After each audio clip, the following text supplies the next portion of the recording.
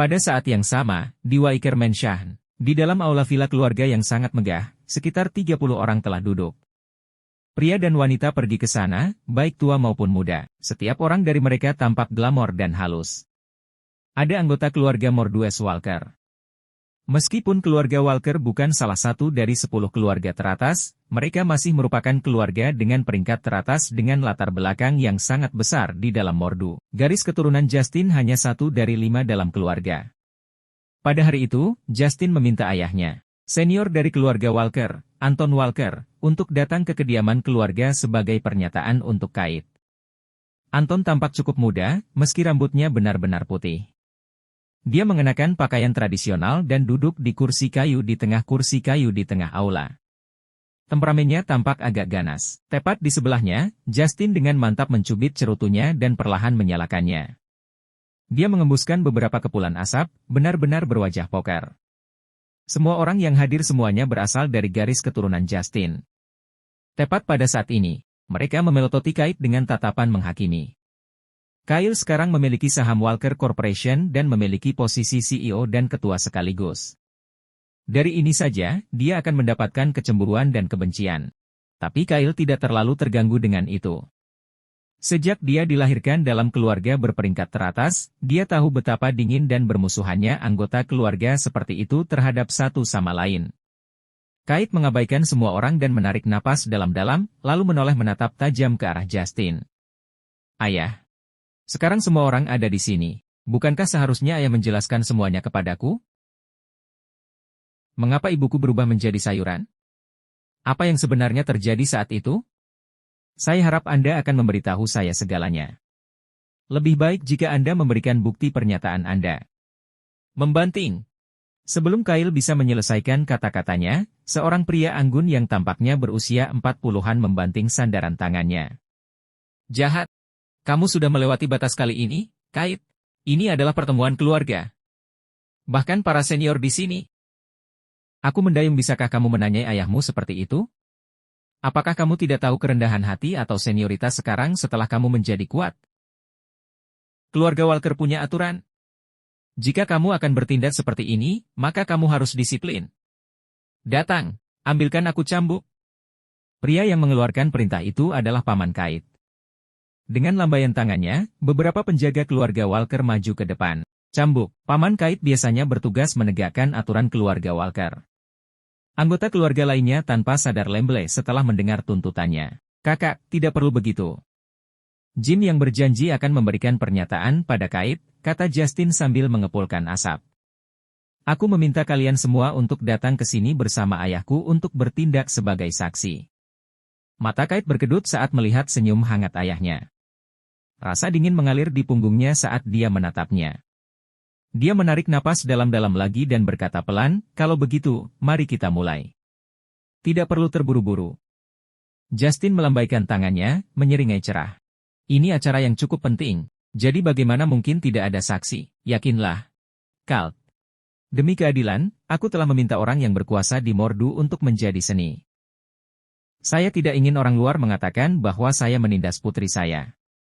Kate bisa merasakan bahwa ada sesuatu yang salah. Dia tanpa sadar bertanya, siapa? Saya. Nada gembira terdengar dari belakangnya. Dalam sekejap mata, beberapa pria kuat berjas muncul di mana-mana. Mereka bukan bagian dari keluarga Walker. Begitu mereka muncul, mereka sudah memblokir setiap pintu keluar dari aula. Anggota keluarga lainnya tidak berubah ketika ekspresi Kate sedikit berubah seolah-olah semua yang terjadi bukanlah hal yang luar biasa. Hanya dalam beberapa saat, aula telah berubah menjadi tempat yang sangat berbahaya. Jika ada yang masuk atau keluar dari tempat itu, mereka harus membayar mahal. Kate berbalik, wajahnya panik. Lucas, mengenakan jas, menyilangkan tangannya saat dia berjalan masuk dengan mantap melalui pintu masuk aula. Meskipun Lucas yang tampan dan berbakat mengenakan senyum tipis, sikap acuh tak acuh yang tak terkatakan tetap ada di sekelilingnya. Seolah-olah dia adalah ular berbisa, siap menyerang kapan saja. Di belakangnya, dua orang lainnya mengikuti. Salah satunya adalah Menir Aula Paramount, Lenny Thompson. Setelah bawahan Lucas yang paling terpercaya meninggal, Lenny menggantikannya. Status dan identitasnya benar-benar berbeda dari sebelumnya. Orang lainnya adalah Maci Howard. Bukan hanya dia sekretaris Lukas, tapi dia juga pengawalnya yang sangat terampil. Ekspresi Kate semakin dingin ketika dia melihat Lukas. Bagaimana kamu bisa sampai di sini? Siapa yang membiarkanmu masuk? Ya, Justin, yang duduk di kursi paling atas, menjawab sambil tersenyum. Saya meminta Pangeran Jin untuk datang ke sini dan bertindak sebagai saksi hari ini. Kate memiliki firasat buruk tentang situasi siapa. Dia berseru dengan dingin, tidak perlu. Saya tidak ingin dia terlibat dengan masalah saya. Tanpa menunggu Justin mengatakan apapun, Lukas menyipitkan matanya dan berbicara terlebih dahulu. Kate, berhentilah bermain-main. Hari ini adalah hari yang baik bagi ibu mertuaku tersayang untuk mendapatkan kembali keadilannya. Tentu saja, saya, calon menantunya, harus berada di sini untuk memberikan kesaksian. Yakinlah, aku akan mendapatkan pernyataan yang adil untukmu tidak peduli siapa yang bertanggung jawab atas kerugian ibu mertuaku. Setelah dia selesai berbicara, Lukas bertepuk tangan. Beberapa orang dibawa dengan kursi kayu dan diletakkan tepat di sebelah Kate. Lukas turun tanpa peduli dan menyilangkan kakinya, lalu berkata dengan tenang, "Ayah mertua, tolong maafkan aku karena terlambat. Saya tidak tahu tentang masa lalu ibu mertua. Tapi sekarang saya tahu, saya harap Anda bisa memberi saya dan istri saya pernyataan yang adil. Aku akan menganggap ini sebagai hadiah untuk kita pengantin baru juga." Kata-kata Lukas cukup sembrono dan main-main, tetapi perusuhan yang bisa dirasakan darinya membuat semua orang gemetar ketakutan. Gelar 6 Pangeran Mordu bukan hanya untuk pertunjukan. Bahkan Anton, yang memakai stempelnya, menyipitkan matanya dengan dingin ke arah Lukas. Lalu, dia mengangguk. Orang-orang tua ini cukup puas dengan pria seperti Lukas. Dia benar-benar pria yang tangguh. Ini adalah penilaian Anton terhadap Lukas. Tutup mulutmu, Lukas. Ekspresi Kate sedingin es. Kapan aku pernah berubah menjadi wanitamu? Berhenti menyemburkan omong kosong di depan keluargaku. Aku sama sekali tidak ada hubungannya denganmu. Orang lain mencoba menuntut keadilan untuk ibuku. Kapan giliranmu? Ada 2 alasan mengapa saya di sini hari ini. Nomor 1, saya di sini untuk menjadi saksi bagi Anda dan menuntut kembali keadilan bagi ibu mertua saya. Nomor 2, aku di sini untuk menyelesaikan pernikahan kita. Kakekmu, ayahmu, bibimu, pamanmu setiap anggota keluargamu setuju bahwa kamu akan menikah denganku hari ini. Menikahi kamu? Dalam kemarahannya, Kate mendapati dirinya tertawa. Lukas, apakah kamu tidak mendengar apa yang baru saja aku katakan? Aku lebih baik mati dan membanting kepalaku ke lantai sekarang daripada menikahimu. Tapi Lukas tetap tenang. Bahkan jika kamu melakukan itu, kamu akan membuat lo menikah denganku bagaimanapun caranya. Kamu akan menjadi bagian dari keluarga Jin. Entah kamu mati atau hidup. Lagi pula, kamu harus menuruti perintah orang tuamu. Perintah mak comblangmu. Kau akan menikah denganku. Apakah Anda suka atau tidak? Nada suara Kate sedingin es. Kenapa kamu tidak mencobanya, kalau begitu? Aku jamin bahkan mayatku tidak akan berakhir denganmu. Tapi Lukas tidak marah dengan kata-kata itu. Sebaliknya, dia menanggapinya dengan senyum hangat. Jadi kamu mengatakan bahwa kamu tidak akan menikah denganku bagaimanapun caranya? Apakah kamu memandang rendah aku sebanyak itu? Ya. Kate tidak ragu untuk membalas Lukas. Bisakah tempatku di hatimu bahkan tidak sebanding dengan orang luar itu, Harvey York? Betul sekali. Baik, Lukas bertepuk tangan. Sangat mudah. Aku sudah semakin menyukaimu. Bibir Lukas melengkung menjadi senyum bengkok. Mungkin kamu tidak mengerti, Kyle. Bagi kami laki-laki, kami menyukai hal-hal yang sulit dibentuk. Semakin kamu terlihat seperti badut padaku, semakin aku menginginkanmu. Meskipun saya, Lukas Jin, telah melakukan segala macam kesalahan, masih ada satu hal baik tentang saya tidak menarik kata-kata saya. Mari kita tunda pernikahan kita untuk sementara waktu. Menjadi dan berbicara tentang ibu mertua saya. Apa yang kamu katakan, ayah mertua? Lukas mengalihkan pandangannya ke kursi paling atas. Justin berdiri, menyipitkan matanya. Kamu benar-benar orang yang tulus, menantuku yang baik. Karena kamu sudah bertanya, Jill memberi Ibu Kate pernyataan yang adil sesuai kesepakatan. Kyle langsung tenang setelah mendengar kata-kata Justin. Hal terpenting hari itu adalah mendapatkan keadilan untuk ibunya. Namun Anton yang selama ini diam, duduk tegak dan berseru dingin, "Tahan! Sebelum kamu mendapatkan penjelasanmu, bukankah kamu seharusnya memberi kami satu juga?" Kait membeku.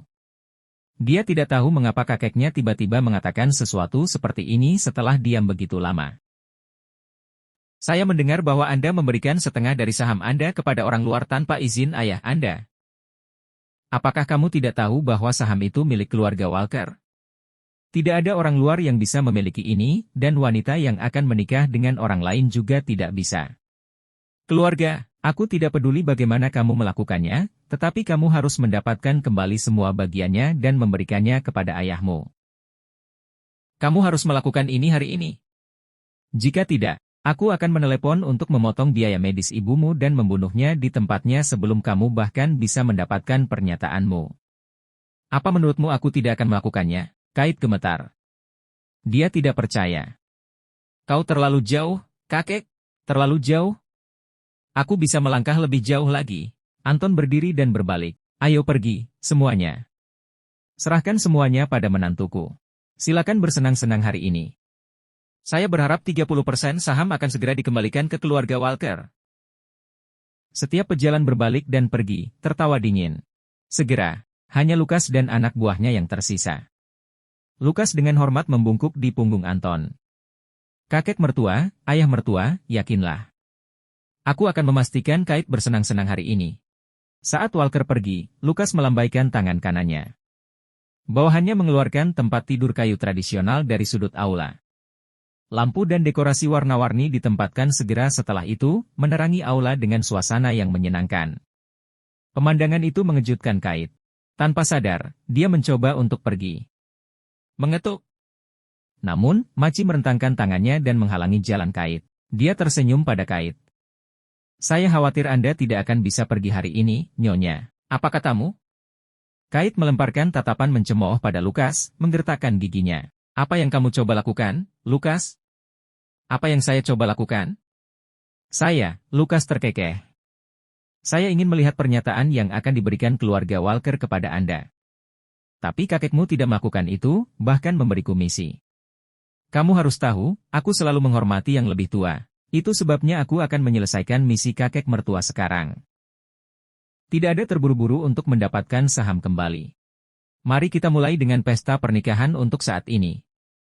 Lukas mengulurkan tangannya dan mengangkat dagu Kait. "Tampar!" Kait mengayunkan punggung telapak tangannya ke wajah Lukas. Tamparan keras dan tajam bergema di aula. "Menjijikkan! Tak tahu malu? Pria tercela!" Maci dan Lenny sangat marah dan ingin mengambil tindakan, tetapi Lukas tersenyum hangat pada Kait.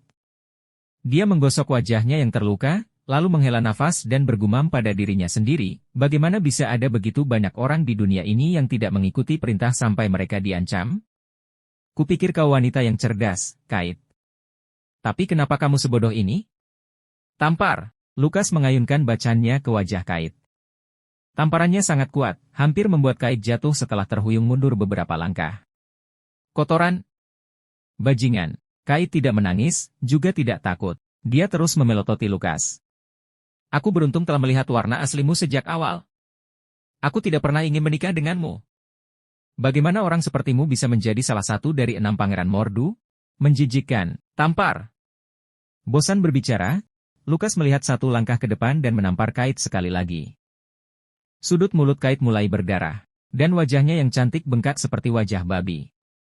Mereka berada di dalam aula Walker Mansion. Tentunya, putri dari keluarga itu hanya bisa menanggung penghinaan seperti itu. Kait tidak menyerah. Dia mendesis dingin, "Keluar dari sini sekarang, Lukas. Saya akan menelepon polisi jika Anda tidak. Ini wilayah keluarga Walker, bukan tempat di mana kamu bisa bertindak tanpa cadangan." Lukas menyeringai. "Kawasan keluarga Walker. Kenapa kamu masih begitu naif setelah semua ini, Kait? Ayahmu membutuhkan dukungan penuhku untuk menjadi pemimpin cabang Longnan Mordu. Itu sebabnya dia dan seluruh keluargamu menjualmu kepadaku. Apakah kamu tidak mengerti? Kau ingin menelepon polisi? Kamu bisa mencoba, tapi aku akan terkesan jika kamu bahkan bisa mendapatkan satu inspektur untuk datang ke sini." Tubuh Kait menjadi dingin. Memikirkan kembali masa lalu, keputusasaan memenuhi hatinya. "Bajingan! Kamu seperti keluarga Walker lainnya. Kalian semua adalah bajingan. Lukas berdiri dengan bangga, menyilangkan lengannya. Izinkan saya menanyakan satu hal terakhir. Apakah kamu akan tidur denganku? Atau apakah kamu ingin aku memukulmu sampai mati? Kate menggertakkan giginya dan berseru dengan tegas, aku akan memberitahumu sekali lagi. Bahkan jika aku mati, aku tidak akan pernah menikah denganmu. Bang! Lukas tidak bisa menahan diri lagi. Dia mengirim Kate terbang dengan tendangan, dan dia menabrak tempat tidur kayu merah. Kate meringis kesakitan, darah merembes keluar dari mulutnya. Itu mewarnai selimut merah tua. Percikan darah menyebar seperti permen musim dingin yang merah. Itu adalah pemandangan yang menyedihkan. Anda, Kate mengangkat kepalanya dengan sekuat tenaga dan memelototi Lukas. Tapi tatapan Lukas benar. Jet dengan gairah yang terpelintir. Sepertinya menyiksa wanita yang dia sukai adalah hobinya. Dihadapkan dengan tatapan seperti itu, Kate merasakan getaran dingin mengalir di punggungnya. Dia diingatkan akan sebuah rumor beberapa waktu lalu, Lukas adalah seorang cabul yang bengkok. Hobi favoritnya adalah menyiksa dan membunuh wanita. Ratusan wanita telah mati di tangannya dalam beberapa tahun terakhir. Lepaskan, Kate. Lukas menarik napas dalam-dalam dan menyeka jari-jarinya dengan kertas tisu. Dia menahan keinginannya yang besar. Jika kamu terus melawan, aku mungkin tidak bisa menahan dan menghancurkanmu. Kasihan tertulis di wajah Lukas seolah-olah dia sedang mengagumi artefak langka sebelum punah. Bang! Teriakan kesakitan tiba-tiba terdengar dari pintu masuk. Dua pria berjas terbang keluar, terbanting tepat ke lantai. Nada dingin dari luar kemudian mengikuti. Aku akan menghancurkan seluruh keluarga Jin jika kamu menyentuh wanitaku, Lukas Jin. Apa kamu percaya padaku? Tubuh ramping Kate menggigil. Dia tahu dia ada di sini. Harvey melangkah ke aula, tanpa emosi. Ketika semua orang melihatnya berbaris masuk, tempat itu menjadi sunyi senyap. Semua orang tanpa sadar menatap Harvey, semuanya benar-benar diam. Pintu masuk Harvey cukup berani, tapi Lukas dan bawahannya menatapnya dengan tatapan menghakimi. Beberapa menatapnya dengan jijik, beberapa terkekeh dingin, dan beberapa lainnya tampak geli. Di mata mereka, upaya Harvey untuk menghentikan Lukas adalah tanda bahwa dia sama saja sudah mati. Meskipun Harvey mengklaim bahwa dia ingin menghancurkan seluruh keluarga Jin, apakah itu mungkin?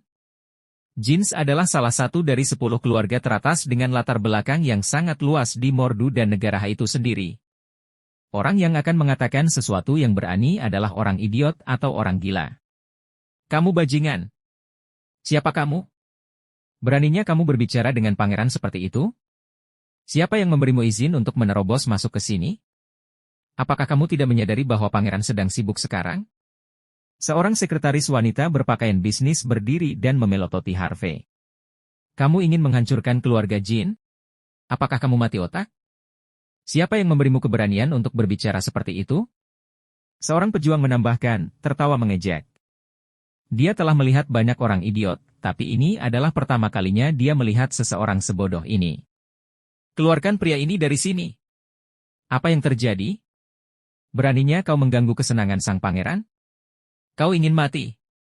Beberapa pria gemuk berjas menyerbu ke depan, mematahkan leher mereka. Lukas duduk di kursi kayunya, memilih diam. Dia menyesap cangkir tehnya dan menonton pertunjukan dengan penuh semangat.